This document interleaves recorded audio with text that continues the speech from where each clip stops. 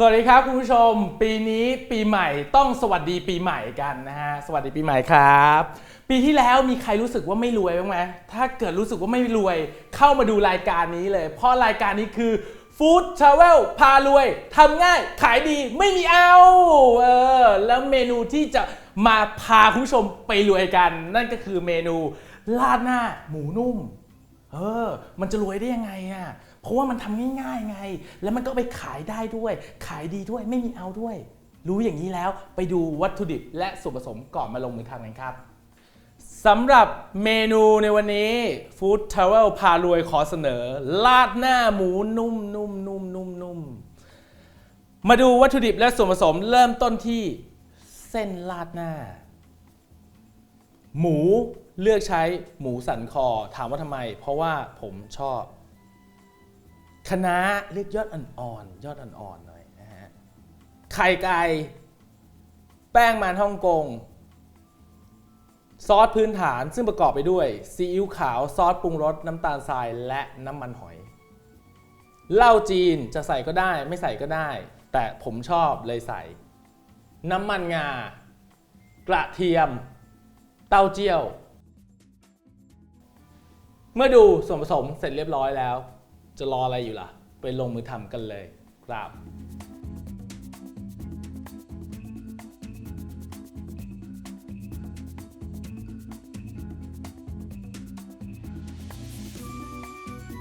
เอาเร็วพ่อแม่พี่น้องเลขเข้ามามาชิมราดหน้าหมูนุ่มกันเร็ววันนี้ Food Travel พารวยนี่จะมานำเสนอเมนูหมูนุ่มนะ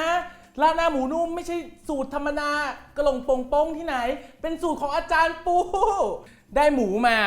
อันนี้เรียกเป็นสันคอนะครับสไลด์มาเรียบร้อยแล้วเดี๋ยวนี้ราคาก็ไม่แพงคุณผู้ชมเขาไปซื้อหมูที่ไหนเขาก็หั่นมาให้เสร็จเรียบร้อยแต่ว่าเราต้องมีความรู้นะว่าจะทำยังไงให้มัน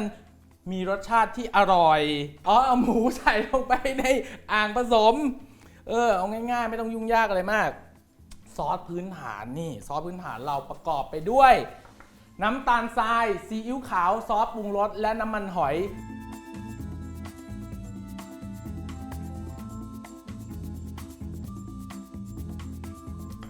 น้ำมันงา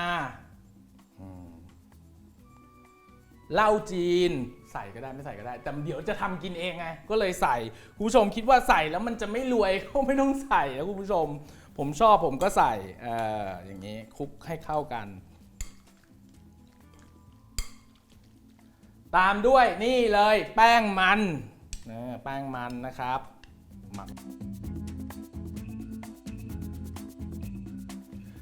มักกี่ชั่วโมงอ่ะต้องบอกอย่างนี้ก่อนเลยว่าไอหมูเนี่ยมันสไลด์มามันมีความบางมาก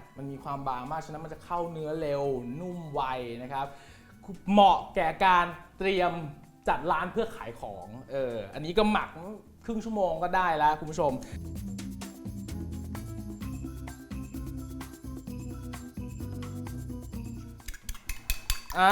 ก่อนจะทำราดหน้าเดี๋ยวมาเจียวไข่กันก่อนไม่ได้ขายข้าวไข่เจียวนะ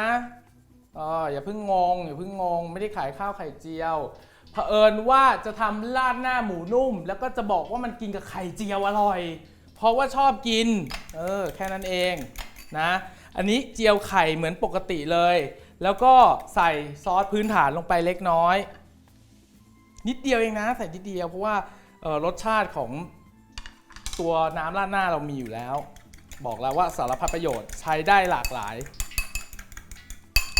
ไข่เจียวเนี่ยก็เจียวให้มันฟูดูน่ารับประทานเพราะว่ามันจะเรียกราคาได้ไข่เนี่ยใบหนึ่ง3 บาท4 บาทพอเจียวเป็นไงสวยงามเสร็จแล้วขายได้30-40เลยนะแล้วก็ค่อยๆให้มันฟูขึ้นมานะครับยากไหมคุณผู้ชมถ้าคุณผู้ชมคิดว่าทำไข่เจียวยากเนี่ยคงรวยยากเหมือนกันนะคุณเพราะว่าไข่เจียวง่ายสุดแล้วไข่เจียวเราใส่เป็นกิมมิคให้ราดหน้าเราดูมีอะไรขึ้นมาเท่านั้นเอง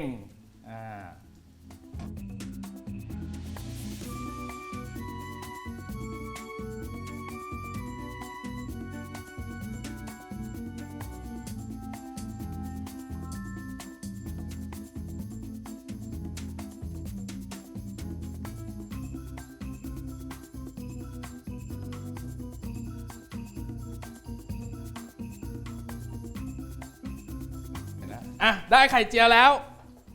เดี๋ยวกลับมาดูการคั่วเส้นครับ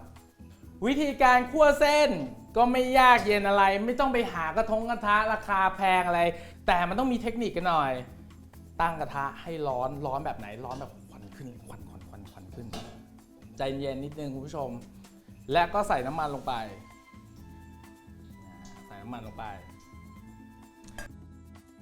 กิ้งน้ำมันให้ทั่วกิ้งน้ำมันให้ทั่วกระทะร้อนควันขึ้นแล้วโอ้ยเอาน้ำมันออกใส่เส้นลงไปครับ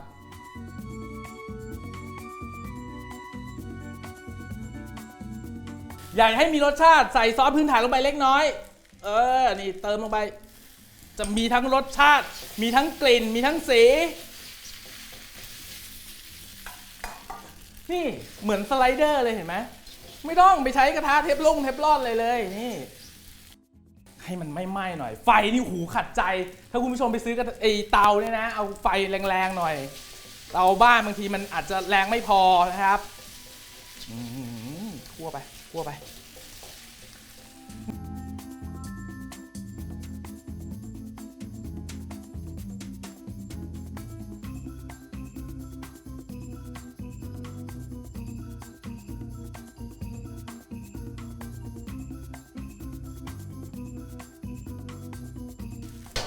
กระโดดอีกทีหนึ่ง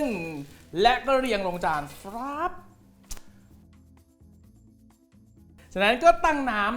ำให้เดือดแล้วก็เอาคะน้าลงไปลวกบางคนบอกโอ้โหใส่เกลือลงไปแล้วมันจะเขียวนานผมบอกเลยว่าไม่จำเป็นนะครับคือน้ำเนี่ยอาจจะมีน้ำมันเคลือบอยู่นิดหน่อยเพราะว่าใช้กระทะใบเดิมที่ผัดเส้นเมื่อกี้ฉะนั้นมีน้ำมันเคลือบอยู่แล้วลวกยังไงมันก็ยังเขียวอยู่นานแค่ให้มันเขียวไม่ดำก็พอ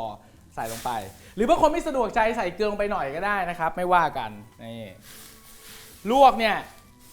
แค่ให้มันพอสุกนะไม่ได้แบบว่าโอ้ยสุกแบบนิ่มละลายในปากเลยนั้นไม่ต้องกระทะหม้อไหกระมังก็ไม่ต้องใช้เยอะใช้ใบเดียวเลยเพราะว่าเรากำลังจะรวยลงทุนซื้อกระทะหม้อไหกระมังเยอะแล้วมันจะรวยได้ไงใช่ไหมครับนะเอาวิธีง่ายๆแบบใช้แค่อุปกรณ์ไม่กี่อย่างรวยได้แล้วพอจบลวกคะน้าเตรียมเอาไว้เดี๋ยวไปผ่านน้ำเย็นนิดหน่อยนะก็กรอบได้ที่หลังจากนี้เราไปดูในส่วนของการทำน้ำราดหน้าครับทำน้ำราดหน้ารอนานไปหน่อยเดี๋ยวกระทะไหม้นะครับรีบทำคนจะรวยต้องรีบนี่ใส่น้ำมันลงไปกระเทียมโอ้ย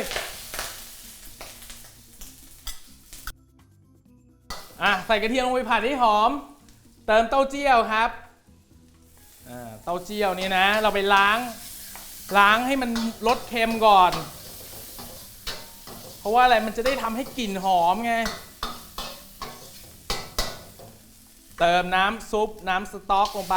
ถ้าคุณผู้ชมใช้หมูเยอะไม่จำเป็นต้องใช้น้ำซุป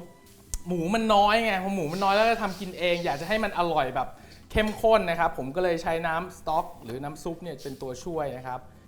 น้ำสต๊อกได้ที่แล้วเราใส่หมูที่เราหมักไว้ลงไปต้มเป็นอย่างนี้เลยผมจะบอกคุณผู้ชมว่าจริงๆราดหน้ามันมีหลายสูตรนะมันมีหลายสูตรจริงๆแต่ว่าผมเลือกแบบที่มันแบบทำง่ายๆเพื่อให้คุณผู้ชมที่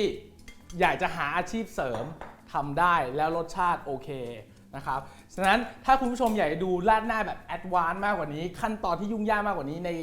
ในฟู้ดทราเวลของเราเนี่ยมีหลายสูตรมากๆ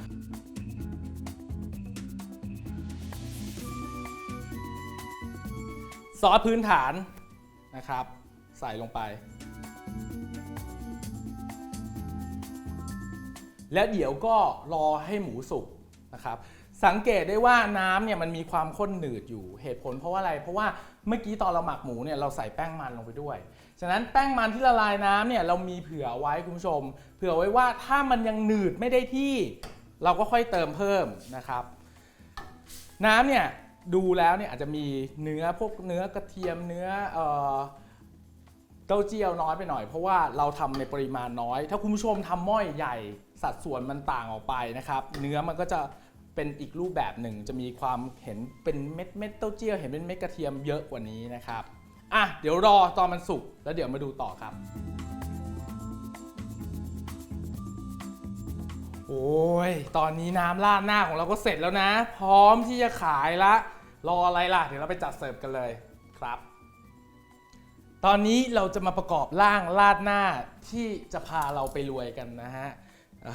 ราดหน้าจานนี้แหละเพราะว่าราดหน้าจานนี้ทำง่ายและมีความพิเศษด้วยนี่คุณผู้ชมเอาผักใส่ลงไปนะครับแล้วก็ตักหมูเนี่ยอย่างที่เราบอกเราใช้หมูสไลด์นะเวลามันวางไปเนี่ยมันจะดูเป็นชิ้นเลยอู้ยใหญ่โตมโหฬารทึกนี่เสร็จเรียบร้อยแล้วครับคุณผู้ชมอย่าลืมติดตามสูตรอาหารดีๆแบบนี้ในช่วงใหม่ของเรานั่นก็คือ Food Travel พารวยขายดีไม่มีเอากันเลยทีเดียวเราจะมีสูตรเยอะแยะมากมายมาให้คุณผู้ชมได้ทำกันแบบเอาไปขายจริงๆอ่ะง่ายๆแล้วก็ได้กำไรด้วยสำหรับวันนี้ผมเชฟปูขอลาคุณผู้ชมไปก่อนจะไปรวยครับผมสวัสดีครับ